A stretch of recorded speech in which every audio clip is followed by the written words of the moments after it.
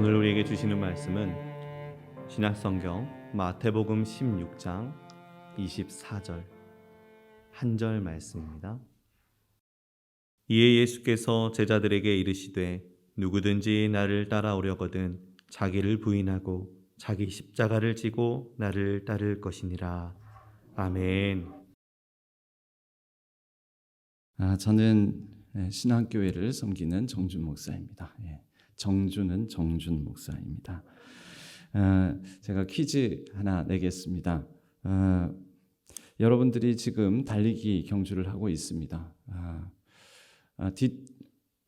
뒤에서 달리고 있다가 지금 열심을 다해서 간신히 따라잡아 2등을 따라잡았습니다. 2등을 따라잡고 나서 드디어 이제 여러분들이 몇 등이 된 것입니까? 예.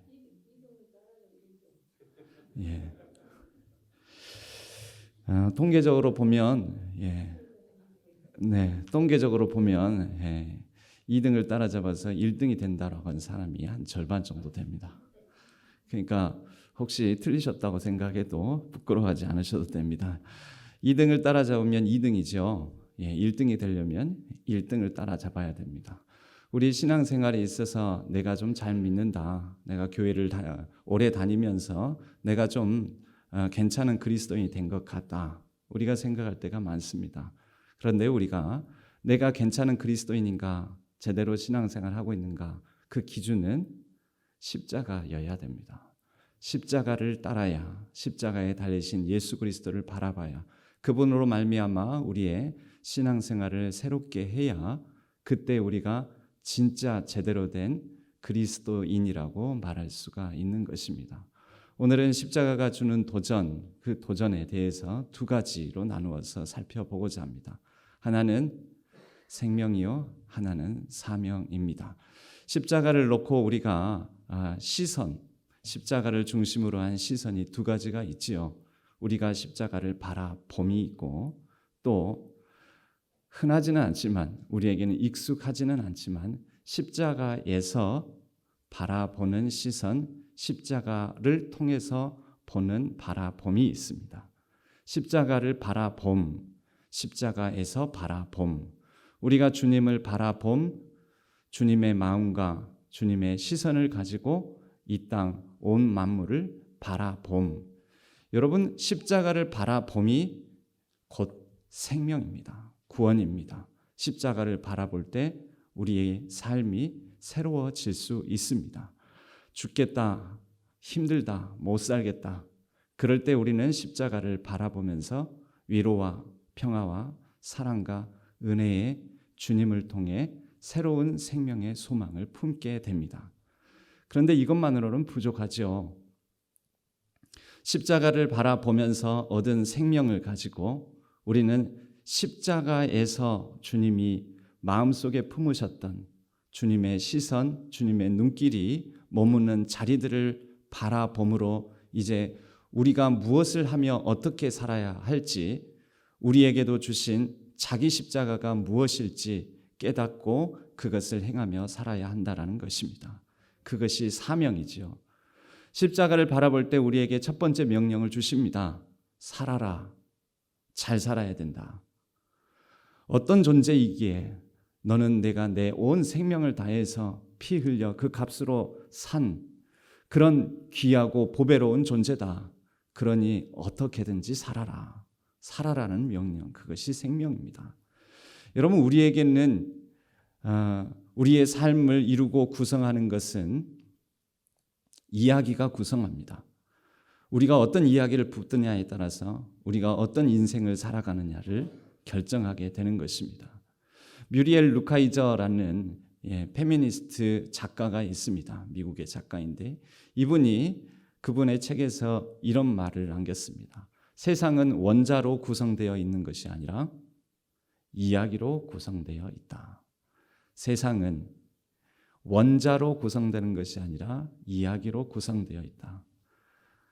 여러분, 우리가 눈에 보이는, 내가 만질 수 있는, 내가 느낄 수 있는, 볼 수 있는 이런 것으로 세상이 구성되어 있다라고 보는 세계관, 그런 가치관 속에서 살아가고 있습니다만은 알고 보면 어떤 사람의 인생, 그 사람이 살아가는 세계, 그 사람이 또 만들어내는 세계, 그의 인생을 통해서 이루어 나가는 그의 삶의 모습들은 그가 어떤 이야기, 어떤 성공 신화를 쫓느냐, 또는 그의 원형이 되는 그 마음속에 품은 어떤 이야기가 있느냐에 따라서 그 사람의 삶이, 인생이, 그의 결정적인 순간에 그의 선택이 달라진다라는 것입니다.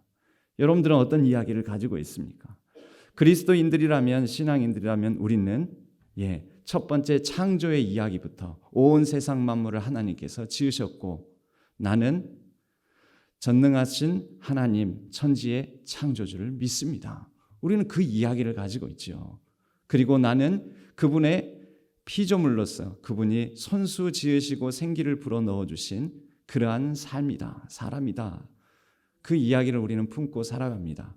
그러나 우리가 또 하나의 이야기, 하나님께서 이루신 일 창조뿐만 아니라 또 다른 이야기를 품고 있는데, 그것은 십자가를 통하여 우리의 무너지고 깨어지고 망가졌던 그 창조 시에 보시기에 좋았다라는 하나님의 형상을 회복해 주신 구원의 이야기를 우리는 또한 품고 있습니다. 바로 이 창조와 구원의 이야기를 품음으로 말미암아 우리는 다른 사람들하고 다르게, 비그리스도인들과는 다르게, 신앙인이 아닌 사람들과는 다르게 삶을, 우리의 걸어가는 세계를 만들어가고 있다라는 것입니다. 오늘 본문의 내용은 예수님께서 베드로의 그 위대한 신앙 고백을 들으시고 너가 참 대단하다, 잘하였다, 그러나 그것을 알려주신 이는, 그렇게 고백하게 하시는 이는 너가 아니다, 너가 육정으로 고백하는 것이 아니다. 그런데 이렇게 아주 위대한 신앙 고백을 하고 칭찬을 받은 베드로가 예수님께서 진짜 이제 붙들어야 될, 너희들이 명심해야 될 이야기가 있으니 그것은 내가 곧 예루살렘으로 가서 예루살렘에서 대제사장들과 많은 사람들에게 고난을 받고 십자가를 감당함으로 죽어야 할 것이다. 고난 가운데 죽어야 할 것이다. 십자가를 얘기했더니 베드로가 항변을 하게 됩니다. 그럴 수 없습니다. 그래서는 안 됩니다. 아니, 지금까지 우리가 선생님을 따라서 지금 여기까지 오게 된 게, 주님을 따라서 여기까지 온 게 얼마나 고생하면서 동고동락하면서 여기까지 왔는데 이제 다 이뤘다 싶었는데 아니 그만 죽어야 된다니요. 그렇게 무력하게. 이때 베드로가 항변했다라는 성경의 표현, 항변하다라는 이 동사는 귀신을 쫓아낼 때 썼던, 귀신을 꾸짖어 쫓아내다 할 때 이 꾸짖다와 동일한 단어를 사용했습니다. 그러니까 베드로가 예수님을 마치 귀신을 엄히 꾸짖을 때 하듯이 그렇게 예수님께 항변했다라는 것입니다. 예수님께서 말씀하시지요. 네가 사단아 내 뒤로 물러가라. 네가 하나님의 일을 생각하지 아니하고 사람의 일을 생각하는도다. 그리고 주신 말씀이 나를 따르려거든 자기를 부인하고 자기 십자가를 지고 나를 따를 것이니라 라고 오늘 본문의 말씀을 주신 것입니다. 여러분, 우리에게도 어떤 십자가를 지고 우리 주님을 따를지, 우리가 어떤 생각, 어떤 마음을 부인하고 어떤 우리 자신을 부정하고 주님을 따라야 할지, 오늘 우리가 이 생명과 사명이라는 그 두 가지를 십자가가 주는 도전으로 받아 누렸으면 합니다. 여러분, 우리에게 이 구약으로부터 주신 말씀이 있죠. 민수기서 21장 6절에 보면 백성들이 원망과 불평, 그들이 품었던 이야기가 있습니다. 그들에게 430년간 그들의 마음속에 자리 잡은 이야기가 있었습니다. 노예 근성이라고 하지요. 애굽의 백성으로서 살아가면서 애굽에서 벽돌 굽는 일들을 감당하면서 애국과 바로 체제하에 지배를 받았던 그들인지라 그들이 광야에 나와서도 이 근성을, 이 생각을, 이러한 사고 과정을 벗어나지를 못하게 됩니다. 툭하면 원망과 불평, 그들을 이끌어 주신 10가지 재앙으로 이제 애굽을 떠나게 해주셔서 이 광야에서 하나님의 백성으로 하나님의 율법을 주시면서 나의 백성 제사장 나라, 하나님의 소유된 백성으로 하나님께서 만들어 가시는 과정 속에 있는 이들은 툭하면 원망과 불평을 합니다. 이날도 그랬습니다. 그래서 민수기 21장에서 하나님께서 이들을 향해 불뱀을 보내십니다.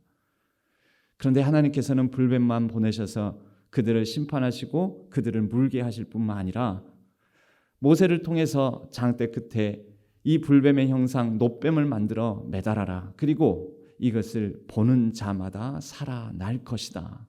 보는 자마다. 여러분, 이것이 무엇입니까? 십자가죠. 그래서 예수님께서 요한복음 3장 14절 15절에서 이 말씀을, 이 이야기를 다시 들려주시는 것입니다. 구리뱀이 광야에서 모세의 손에 높이 들렸던 것처럼 사람의 아들도 높이 들려야 한다. 그런데 이를 그를 믿는 자마다 영생을 얻게 하려는 것이라. 여러분, 우리가 여러 가지로 삶에 지치고 힘듭니다. 특히 이 지역에서 특별한 요즘 같은 특징이지만 대선 이후에 이제 뉴스도 보기도 싫고 많이 우울증에 빠진 사람들이 많습니다. 좌절감. 여러분, 그래도 살아내야 됩니다. 5년간 잘 버텨서 잘 인내하고 잘 살아내야죠.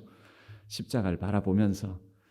여러분, 괴로울 때 우리는 주님을 바라보는 것입니다. 힘들 때, 무력하다, 지칠 때, 죽겠다 싶을 때, 살 소망 없다 여겨질 때 주님의 십자가 바라보면서 우리는 버티고 견디고 이겨내야 됩니다. 주님께서 우리에게 살 소망과 능력 주실 줄로 믿습니다. 시편 118편 17절의 말씀이 있습니다. 제 인생의 시편이요, 제 인생의 한 구절이기도 합니다. 참 살기 싫다, 살고 싶지 않다, 그런 마음이 들 때 이 말씀 한 구절 붙들면서 근근히 버텨냈던 적도 있습니다. 그리고 버텨냈더니 오늘 여러분들을 만나게 되었습니다. 제가 목회 그만두고 싶다라는 생각을 하게 될 정도로 참 어려운 목회 초년 때 정말 어려운 교회를 만나서 어려운 일들을 많이 겪게 되었습니다. 2년도 안 되는 시간, 그 처음 담임 목회를 나간 그 교회에서 2년도 안 되는 시간 동안에 소송만 30건 가까이를 겪게 되었습니다. 목회 그만하고 싶다. 내가 목회할 소망이 뭐가 있겠나. 그때 이 말씀 붙들고 아내랑 같이 그냥 버텨냈습니다. 일단 살자. 숨만이라도 쉬면서 그냥 살자. 뭘 잘하려고도 생각도 하지 말자. 그때 봤던 게 저에겐 무엇이었겠습니까? 그래도 십자가였지요. 에스겔서 16장 6절에는 그런 말씀이 있습니다. 너는 피투성이라도 살아있으라. 다시 이르기를 너는 피투성이라도 살아있으라. 살아있으라. 여러분, 십자가를 부인하고 십자가를 부정하며 예수 그리스도를 떠나 예수 그리스도를 배반하고 배신하는 일만 아니라면, 배교와 그리고 예수 그리스도를 부정하라는 그런 순간, 내 생명 부지하기 위해서 그래야 되는 순간만 아니라면 여러분, 어떤 상황, 어떤 명분, 어떤 어려운 환경 조건에서라도 살아 있어야 됩니다. 십자가를 바라봄으로. 그게 우리 주님의 명령입니다. 살아 있으라. 그래서 우리가 이 찬양을 부르지 않습니까? 괴로울 때 주님의 얼굴 보라, 평화의 주님 바라보아라. 세상에서 시달린 친구들아, 위로의 주를 바라보아라. 눈을 들어 주를 보라, 내 모든 염려 주께 맡겨라. 슬플 때에 주님의 얼굴 보라. 사랑의 주님 안식 주리라. 힘들고 어려울 때 십자가를 바라보며 주님을 바라보며 새로운 생명의 소생에 우리 주님만이 주실 수 있는 그 평화와 안식, 그 사랑과 은혜를 누리시는 귀한 성도님들, 우리 다일의 성도님들 모두 다 되시기를 주님의 이름으로 간절히 축복합니다. 우리는 이것만으로는 그런데 부족합니다. 십자가를 바라보며 구원을 받았지요. 예수 그리스도를 통해서 구원받았지요. 요한복음 10장 10절 말씀에는 이런 말씀이 있지요. 내가 온 것은 양들로 생명을 얻게 하고, 그런데 여기에서 끝나는 분들이 있습니다. 생명 없는 것으로. 그래서 내 만족, 내 위로, 내 평안, 주님이 베푸시는 그 은혜, 나 혼자 내가 누리는 것으로, 생명 얻는 것으로 끝난 분들이 있습니다. 그런데 우리 주님께서는 분명히 말씀하셨습니다. 양들로 생명을 얻게 하고 더 풍성히 얻게 하려 한다. 더 풍성히. 여러분, 생명을 내가 누릴 뿐만 아니라 더 풍성히 얻는 방법이 무엇입니까? 주님께서 우리에게 이제 생명을 받은 자에게 주시는 사명을 통해 다 함께 우리에게 주시는 생명을 봄을 누려야죠. 다 함께 볼 때라야 그 봄이 진짜 봄이지 않겠습니까? 나만 누리고 나만 좋으면 되는 게 아니지 않습니까? 그래서 나만 천국 간다고, 죽어서 천국 간다고 좋아하는 것이 우리의 신앙이 아니지 않습니까? 더 풍성히 누리게 하려고, 더 풍성히 얻게 하려고 다 함께 십자가를 바라보며 하나님의 나라를 함께 보게 하시는 것이 우리 하나님께서, 십자가에 달리신 주님께서 우리에게 원하시는 것이라는 겁니다. 일하라 라는 것이죠. 여러분, 제가 좋아하는 그림이 두 장면이 있는데요. 십자가를 통해서 하나는 디에고 블라스케라는 사람이 그린 그림입니다. 디에고 블라스케스라는 사람의 그림, 십자가에 달리신 예수 그리스도. 그런데 우리는 십자가를 놓고 이 그림만 있는 게 아니라, 여러분도 보신 적 있겠지만, 제임스 티소라는 사람이 십자가에서, 우리 구세주께서 십자가에서 바라보신 것들, 구세주께서 십자가에서 보신 것들, 여러분, 우리가 예수 그리스도를 바라보며 구원을 받지만, 그러나 구원의 주님께서 그 십자가에서 이 세상에 있는 사람들을 바라보셨던 그 시선으로 우리에게 주어진 우리에게 주신 상황과 환경을 바라봐야 됩니다. 여러분, 이때 우리는 우리가 해야 될 일들을 발견하고 이 땅 만물, 또 주변의 때로는 무심하고 때로는 무관심하고 때로는 어긋나고 깨어지고 망가지고 절망과 낙심 속에 빠져 있는 그들이 보이게 됩니다. 그들을 향해서 우리가 할 일을 발견할 수 있게 된다라는 것입니다. 주님은 십자가를 바라보고 십자가에서 바라보고자 하는 사람들에게 바로 자기의 십자가를 지고 주님을 따를 수 있는 몇 가지 사명을 주십니다. 흔히 이렇게 세 가지로 얘기를 합니다.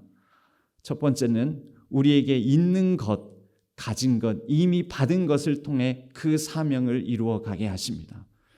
자기의 십자가, 여러분, 모세를 향하여서 40년의 미디안 광야의 생활을 통해 절망 가운데 이제 나는 아무것도 아니요, 아무것도 할 수 없다라고 여겨질 때 모세를 찾아오신 하나님께서 이제 그에게 명하십니다. 일하라고, 내 백성에게 돌아가라고. 모세는 말을 하지요. 가진 것이 없습니다. 뭘 가지고요? 제가 왜, 어떻게, 어떤 능력으로? 그때 하나님께서 말씀하시죠. 내 손에 있는 것이 무엇이냐?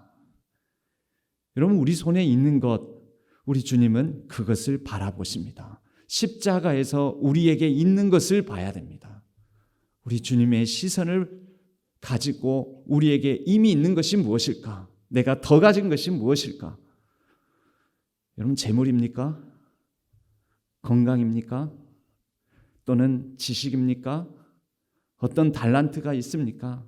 남들보다 나는 이러이러한 부분들이 좀 더 내가 좀 더 잘할 수 있어. 내가 감당할 수 있는 것, 내 손에 있는 것, 여러분, 그것이 십자가에서 주님께서 우리를 향해 바라보는 시선으로 인식하고 그것을 다시 새롭게 우리가 붙들면 자기 십자가 곧 그것으로 섬길 수 있는 사명이 될 것입니다. 두 번째로는 부담감입니다. 여러분, 이거 자기에게 있는 것, 또 부담감, 이런 것을 우리가 느끼게 될 때에는 각자마다의 이야기가 있는 것이죠.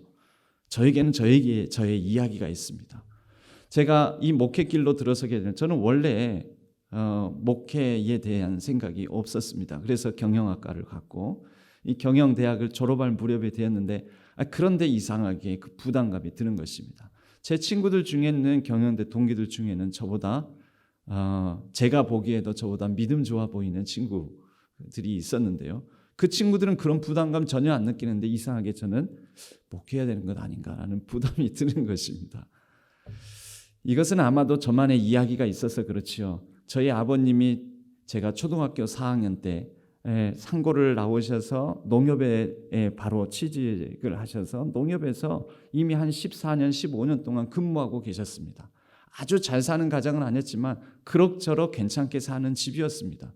그런데 이 믿음이 신앙이 뜨거우셔서 갑자기 소명 받으셨다고 상고 나와서 농협을 바로 가셨기 때문에 아직 대학을 안 나오셨잖아요. 그래서 그때 소명 받으면은 신대원을 가는 게 아니라 학부부터 다녀야 되는 거예요. 40살에 학부부터 다니시니까 초등학교 4학년인 저로서는 이 상황이 이해가 되질 않는 거죠. 그때부터 제 인생이 꼬였습니다. 고생 많이 했습니다. 물론 저희 아버님도 고생하셨지만 저도 되게 고생 많이 했습니다.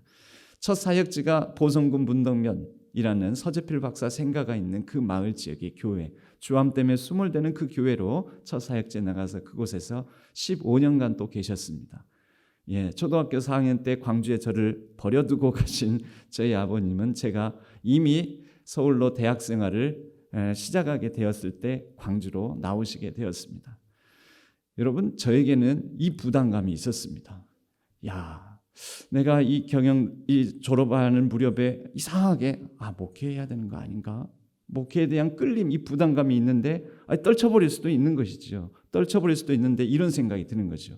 내가 한 40살에 우리 아버지처럼 또는 그보다 더 늦은 나이에 그때 가서 또 목회하겠다고 그러면 내 처자식이 얼마나 고생할까? 이건 저만의 이야기입니다. 저만의 이야기. 어떤 이야기를 가지고 있느냐가 그 사람의 인생 세계를 결정한 것이죠. 그래서 더 늦게 하기보다는 더 늦게 또 다른 수단과 방법을 통해서 하나님께서 나를 부르실 때 순종하기보다는 지금 순종하는 게 낫겠다. 그래서 졸업하고 신대원 갈 준비를 해서 지금에 이르게 되었습니다. 여러분, 저하고 똑같은 이야기를 가지고 있지 않잖아요.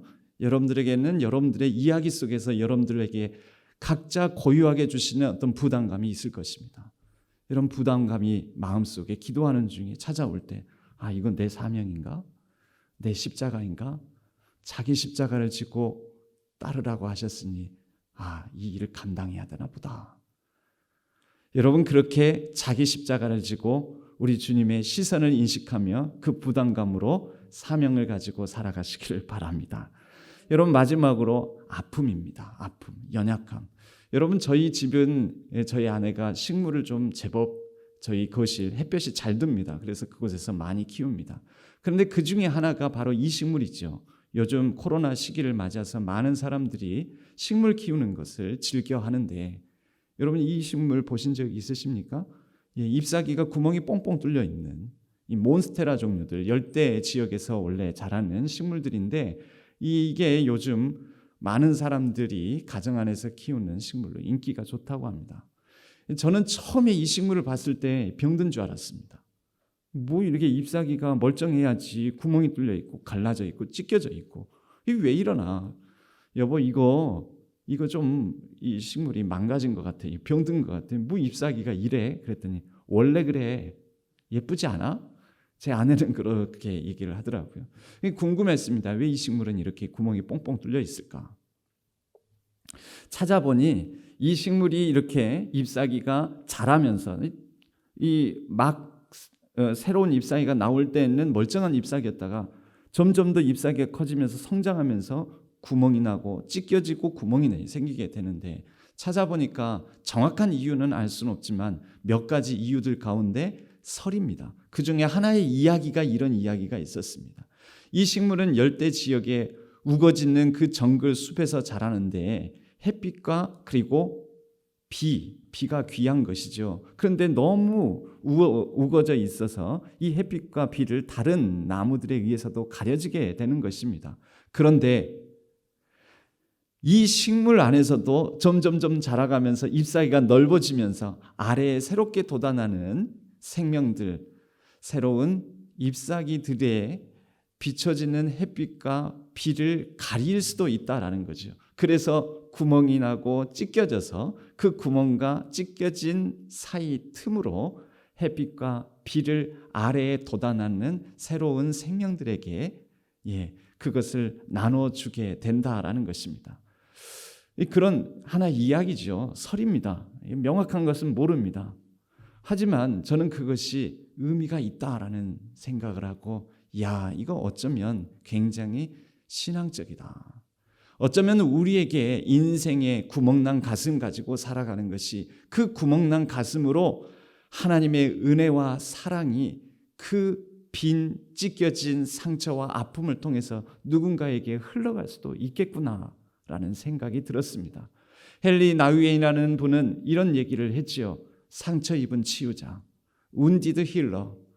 먼저는 예수 그리스도를 뜻하는 것입니다. 그리고 예수 그리스도를 바라보며 십자가에서의 예수 그리스도의 마음과 시선을 품은 모든 사람들은, 그리스도인들은 자신에게 있는 상처와 아픔이 누군가를 치유하고 누군가를 위로하며 누군가에게 하나님의 은혜와 복의 통로가 바로 그 상처와 아픔이 될 수 있다라는 것입니다.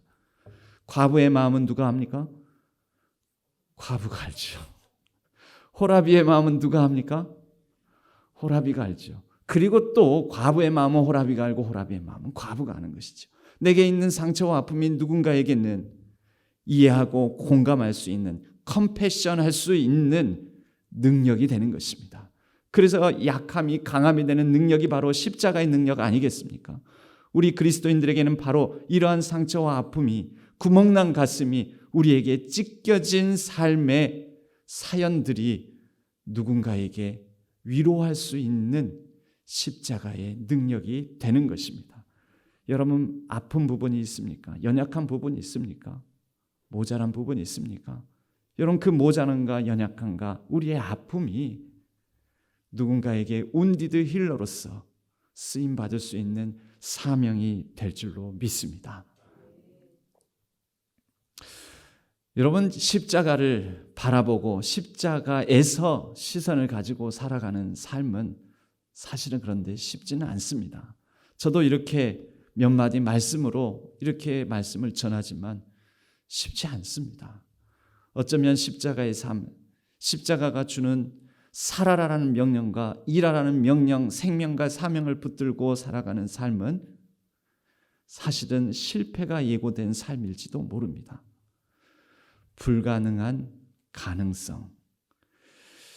그런데 저는 우리 주님도, 예수 그리스도께서도 십자가를 지시고 골고다 언덕길을 올라가시면서 완전히 그 십자가를 한 번도 넘어짐 없이 끝까지 짊어지고 가셨던 것이 아니라 넘어지고 지쳐 쓰러져서 그 십자가를 지실 수가 없어서 구레네 시몬에게 맡기시기도 하고 몇 번이나 넘어지셨다라는 것을 통하여서 위로를 받습니다.